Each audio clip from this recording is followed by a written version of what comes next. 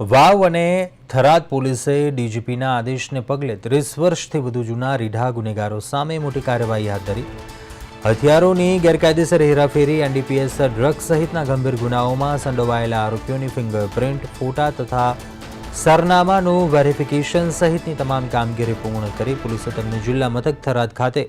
SP કચેરીમાં હાજર કરાવ્યા છે. ખાસ કરીને થરાદ પોલીસ સ્ટેશન વિસ્તારમાં 64 જેટલા રીઢા આરોપીઓના હાલના પુરાવા એકઠા કરી તમામ વિગતો સાથે તેમની તપાસ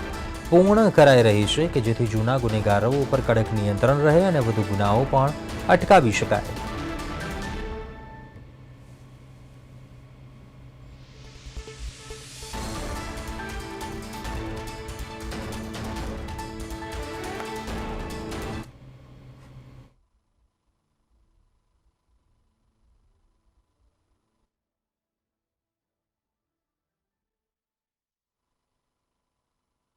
ડીજીપી સાહેબ દ્વારા દેશ અને રાજ્યમાં તાજેતરમાં જે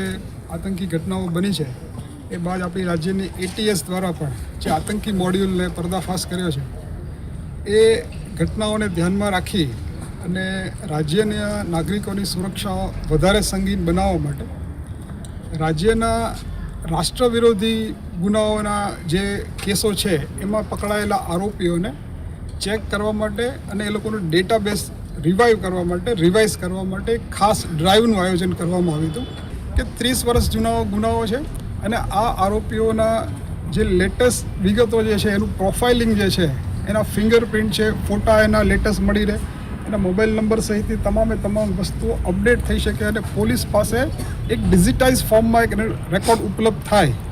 એ એક એનો મુખ્ય હેતુ હતો.